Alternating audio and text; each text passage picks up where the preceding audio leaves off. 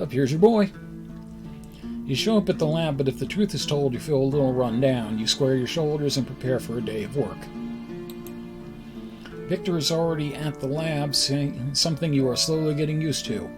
You never seem to arrive before him, and he definitely leaves after you do, unless he finds himself in your company for whatever reason. Today, you see he dragged a chalkboard of all things into the middle of the lab.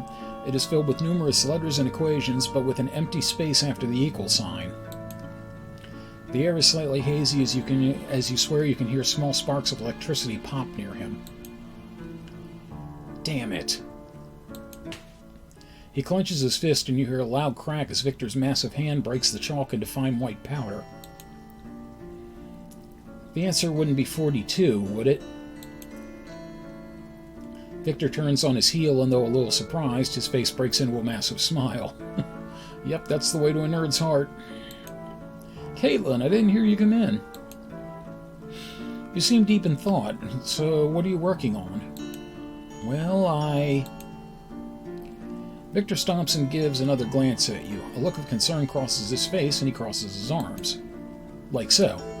Are you sick? If you need a day or two off, I certainly don't mind. You shake your head, though you have to admit that when Victor puts his mind to it, he can be very observant. Probably just a little bug. It's nothing I can't handle. I think it is something more serious than that. You look like death warmed over. Well, love you too, pal. You feel a slight chill at Victor's turn of phrase, but he seems genuinely concerned over your well-being. Thank you for stopping by.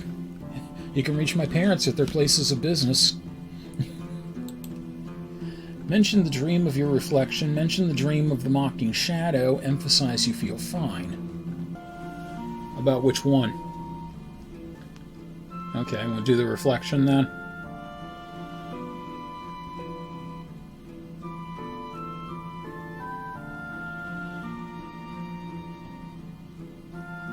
Okay. Well, my sleep has been a little irregular at times, especially when some of my dreams turn strange. How strange is strange? I mean, if it is about being covered in maple syrup. Are you Canadian?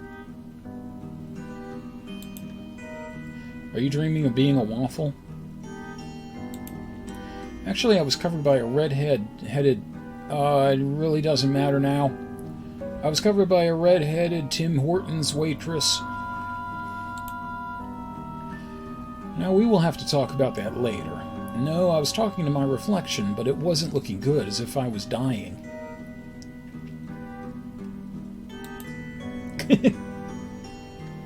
Dreams aren't my specialty, but maybe it was your body's way of saying that you were sick. For the last time, I'm fine. Okay. So, what are you working on? It looks like some kind of physics equation. It sort of is. It is more of a thought experiment than anything. I was trying to figure out if werewolves are real, then where would the extra mass go? I had somebody get into this with me about the Gen 1 Transformers, and how the movie Transformers were more accurate because they showed, like, all of the mass going to different places. And especially the thing with the trailer for Optimus Prime not being there because, you know, there was no place that it disappeared. And I countered with number one, the robots from the movie look like overgrown erector sets that some kid didn't finish, and number two, who the F cares? You know, it's a cartoon. Roll with it. Roll out with it. Let's ask the stripper.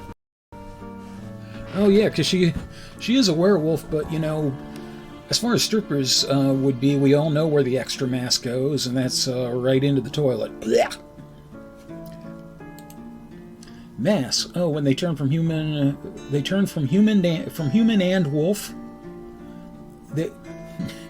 Every full moon, I am cursed to turn from a human and wolf, and back again. Exactly. The conversion of mass would imply that even if someone was capable of changing shape, their body should remain the same weight, and yet it doesn't. Because they're magic. Yeah, I don't know. Yeah, that's true. I don't know if he knows about Tyrone. But yeah, absolutely. I'm perfectly fine to say because magic, you know, there are some things I think defy scientific explanation, and to put a scientific explanation on it is to defeat the whole purpose of it. You know, some things just are meant to stoke wonder and defy description. At least you can't go to the sci-fi movies. Normally I would agree with you. However, just based on some of the stuff you've shown me, I don't know if such laws apply, at least without some amendment to the Constitution. What do you mean? I agree that if something can be observed, then it has to obey some kind of rule. However, that doesn't mean the rules we know necessarily cover such an instance, which means there are other rules we have to discover. Takes a deep breath. You're right. In fact, I already knew this. Because I'm a smarty pants. Sure. Right. No, seriously, look. Victor goes to the shelf and pulls one of the books down. He rapidly turns to a page and you realize it is some kind of diary and in his handwriting, as opposed to some kind of diary in someone else's handwriting. That's right, I pay someone every day to write down my innermost thoughts. On the page, Victor hypothesizes that there might be laws which would explain supernatural manifestations, but they remain yet to be discovered. It isn't like you to be so absent-minded. Rather than asking about me, is everything all right with you? Victor takes a deep breath and puts his hands behind his back. Like so. Most of my life I've been an outsider, which is fine because it at least allowed me to do my research. But it sounds lonely. I never noticed it, at least until lately. I find my thoughts often interrupted by one thing. Cheetos. If you were standing outside, I would be looking for thunderclouds. I wish it was that easy. No, I enjoy being with you. I mean, working with you. Victor takes a deep breath and there is a small tinge of red to his cheeks. He went on a date with her already. You know, what's the worry at this point? I'm just not sure whether you feel the same way. Do you want to go on a date? Exploring with you is rewarding. It has been pretty good overall. Maybe that first option should be, do you want to go on a date again?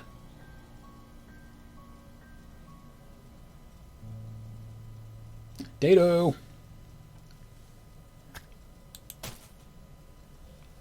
Social alignment's up.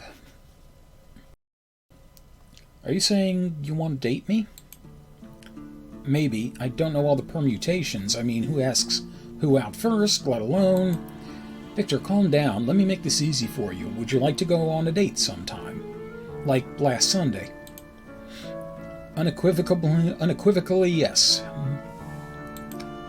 However, I think we have some work to finish, don't we? You and Victor went to a new site today, only to quick retreat when the radiation meter went off the chart. The two of you underwent a decontamination procedure which Victor promised would reduce the chances of developing an extra limb by 90%. To die, to sleep, perchance to dream. Just as you were about to pass out, you remember that you could never stay awake thinking of Shakespeare. Okay. You find yourself impatiently tapping your foot and glancing at your watch. Looking up, you see yourself in front of the Tasty Morsel, the newest restaurant to open in town. While you've never eaten there, the online reviews have given it high marks. Would it kill Kasumi to arrive on time at least once? You feel a surge of lethal anger flash through your mind, and your right hand tightly clenches in response. Oh yeah, intermittent explosive disorder. That's exactly what you want in a dating sim heroine. You raise your head to keep an eye out for your friend when you catch a brief glance of your reflection. It might be your imagination, but for a minute you thought your eyes had gone red with rage. Closer inspection reveals them to be the same color as usual. You hear footsteps coming from behind you and catch sight of your friend. They seem to be in a rather cheerful mood. Da da da da, I won't be killed today. La la la la, even though I was late. Da da da da, no one's waiting to murder me. Hey, sorry, is everything alright? Your irritation must have bled through to stop Kasumi dead in her tracks and derail her initial greetings. Her cheerful demeanor becomes much more serious. What makes you think something is wrong? You look rather mad, as if I'm the last person you want to see. Did someone piss in your cereal this morning? Yes, me. I always loved pissed-in Cheerios. It's part of a complete breakfast. I'm fine. Yeah, that's convincing.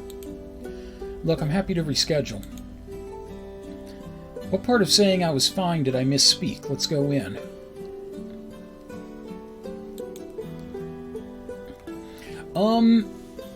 I'm not assuming anything at this point. I'm assuming even the girl back at the restaurant that got us ice cream, so is some kind of something. I don't know what. I don't know what kind of monster is ice cream based. Maybe she's in the abominable snowman. Slowman? Yeah, she's the abominable slow man. So I'm gonna fucking say you. You open the door and enter a rather well-appointed restaurant. You exhale a brief sigh of relief because with the way it is furnished, it shouldn't put too much of a dent in your wallet. Upon entering, you are met by a smiling red-headed waitress. Glancing around, you see the place is filled to near capacity. Oh God! I was just talking about you. Abominable snow waitress. Hello, I'm Jules, and I will be your waitress for this afternoon. If you would please follow me, I'll have you seated right away. If I had to guess a monster that, Kasumi was, I think that was her name, my obvious guess would be Kitsune. Because, number one, Japanese. Number two, the names are very close. The only thing I would, that would hold me back from thinking that is the hair color. But, then again, I think there are, brown foxes out there, so. Usually most kitsune that I see, depicted are either, red, white, or gray. Jules starts to lead you to the back of the restaurant. You see your friend stiffen slightly.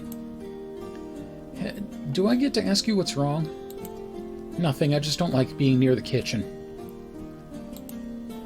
Unfortunately, it can't be helped. Otherwise, I'd be glad to seat you in an area of your preference. About a minute passes before you take your seat in what feels like the softest cushion you ever sat upon. I will be back shortly with your menus. Sorry for the inconvenience. I'll bring you ice cream. That's all right.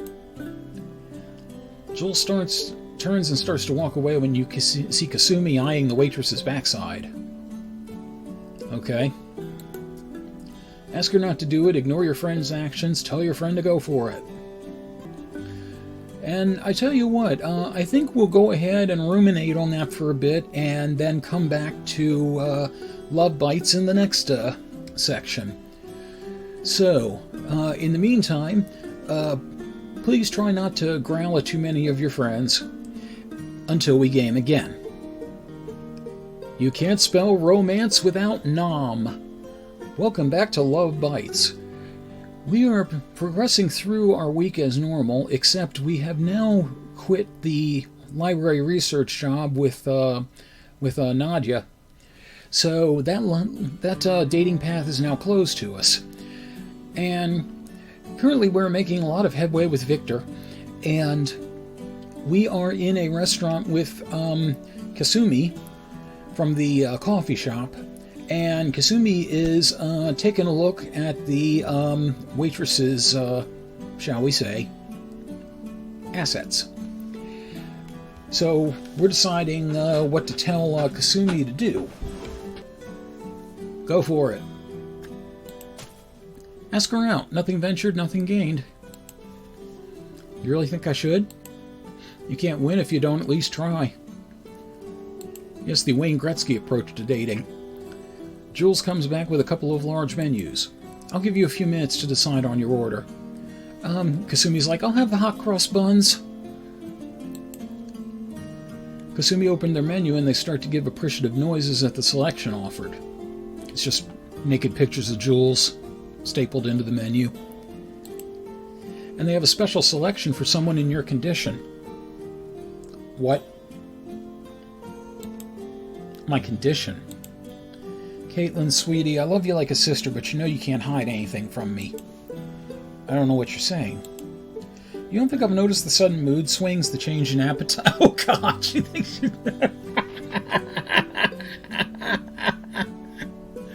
Oh, boy.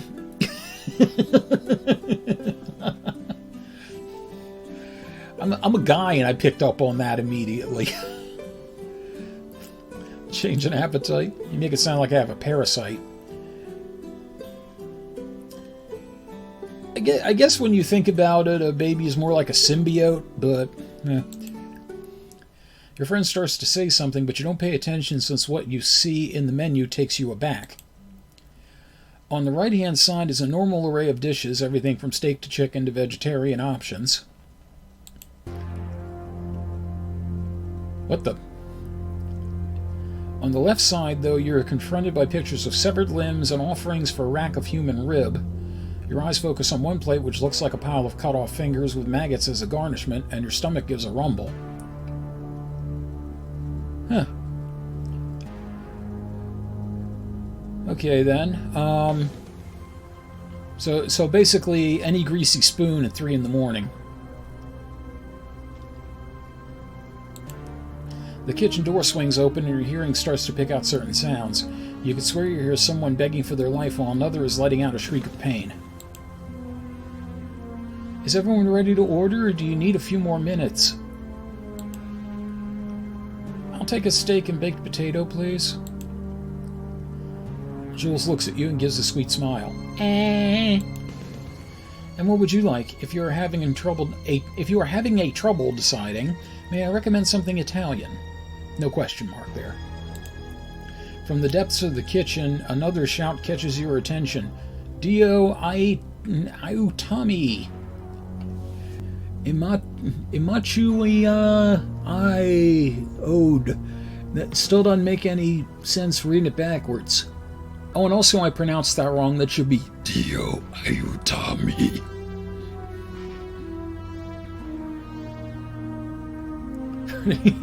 Freddy Fingers, we just got him. Fresh from the plane, nice and tender.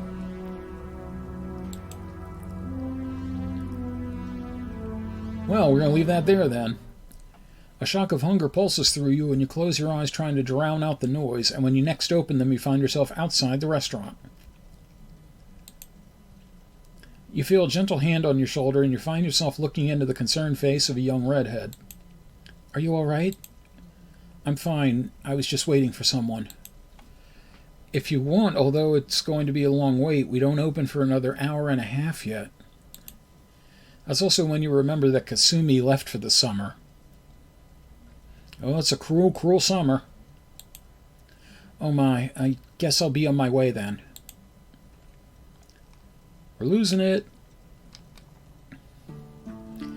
You lean back against the side of the building and wipe your brow. You wrinkle your nose as you can't help but see that your skin seems paler, except in those areas where there appear to be shadows. Maybe it is a trick of the light. Before you can examine yourself closer, you hear footsteps on the grass behind you, and there is a faint scent, one that you can't really describe except it puts you in mind of Tyrone. You turn around and give him a greeting. Hey Tyrone, what are you doing here? I was just in the sand trap. Tyrone gives a slight jump, and for a moment you are put in mind of a cat climbing up curtains. You stifle a giggle as the image fades away. You startled me. Good thing I have at least 7 more lives to go. That would mean you lost one already, and how did that happen? Perhaps I can tell you another time. I wouldn't want to reveal all my secrets too early. I mean, don't you like men with a little mystery? Some say mystery, others would say trouble. And which category do I fall in? Yeah, I'll see if she gets to that. The jury's still out on that one. Well, let's just say that I find your secrets just as enticing. You're having a conversation about the conservation. Secrets? I don't have any secrets. I don't even use secret. I have totally different deodorant. Tyrone's face loses much of its playfulness and glances at you, partially sniffing the air. You believe that, but... But what? You can't leave me hanging like this. Sorry, I really don't know. So what were you doing today? The last few hours I was playing hide and seek with lawn gnomes. Lawn gnomes? You're just not pulling my leg, are you? You're just not? You're just not. Nope, for whatever reason there were a bunch of lawn gnomes around the campus. You haven't had anything like that happen in your world? Yeah, part of your world? Yeah, back on the savannah where you can feel the love tonight? Sorry, no, don't get me wrong, there can be a lot of weird stuff, but nothing like that. And I figure it must be some kind of practical joke or someone was trying to make a viral campaign. Still, it was a major waste of time. The hair had me want to have an orgy on Friday. Yeah, now she works for Travelocity.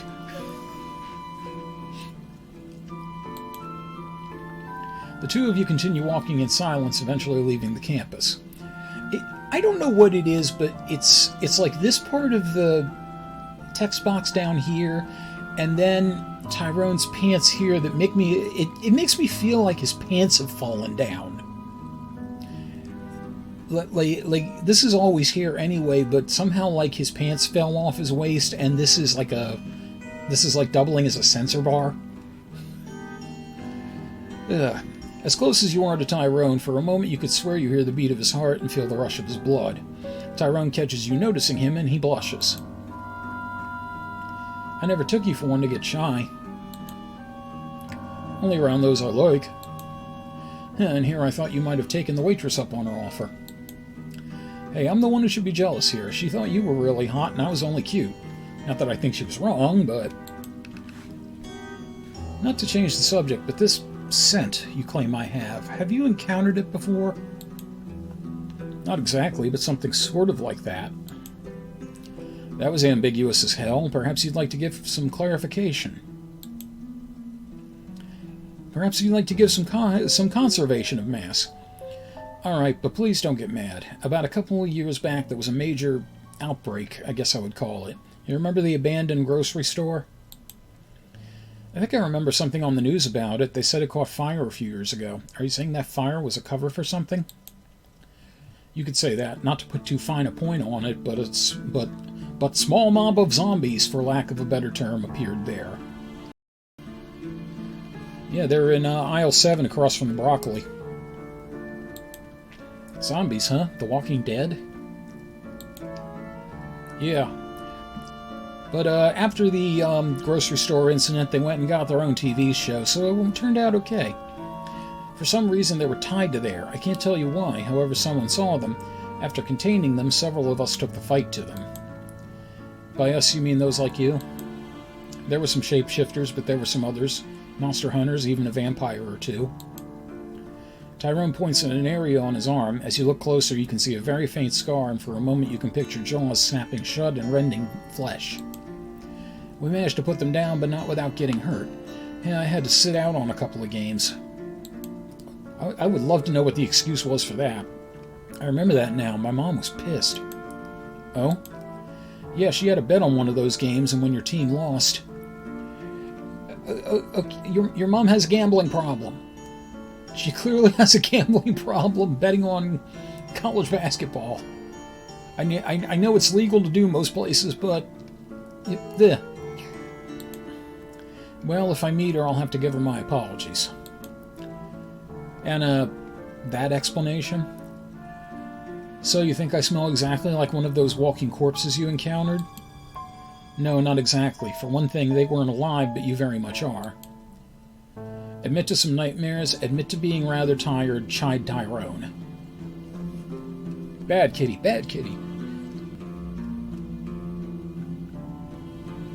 Okay, tell him which. Nightmares or tired?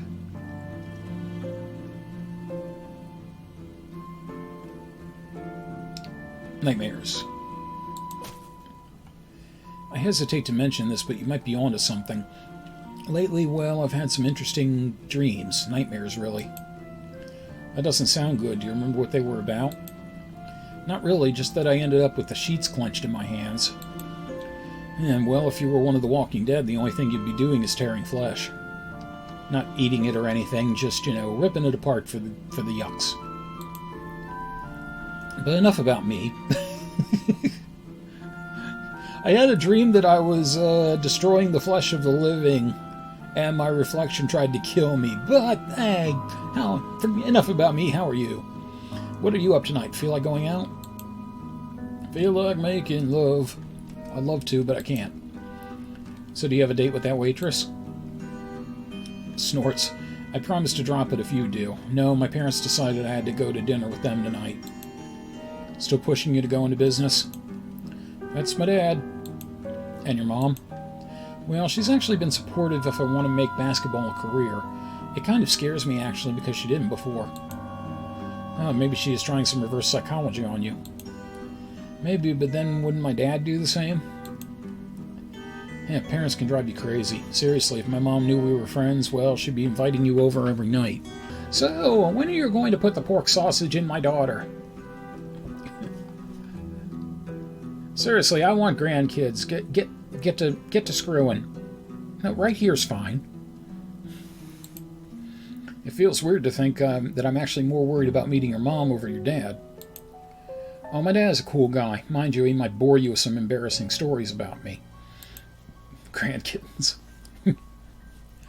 I'm not getting any older. I want to have litters. I'm not getting any older? What? I'm not getting any younger. When are you going to have litters? Yeah, exactly. That's a parent's prerogative, I think. Especially if you're Bobby Brown. Anyway, sorry about having my night booked. What were you thinking? Where were you thinking of going tonight? Action movie? Board games? I didn't think that far ahead. Action movie. Yep, that scored us some points with him. There was a new action movie that looked pretty kick-ass. Have you seen the trailers for The Quick and the Undead?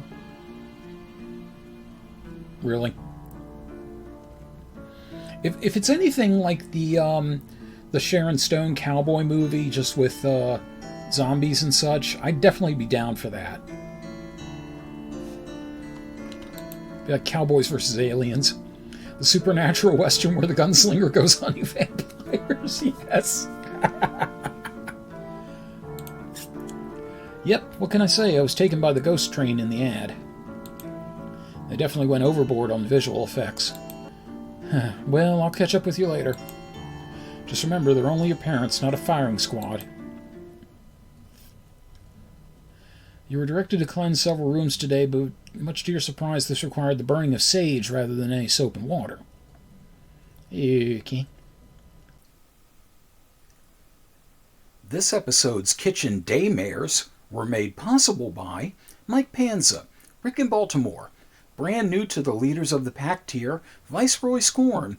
Thank you very much for your patronage, my friend, and welcome aboard. D.I.O.D., Jumpy Cat, Shin Majin, the post-production contributions of Matthew Carr Anderson, and all my Blue Plate Special Lycanthro fans. Thank you very much for your continued support. Until we game again.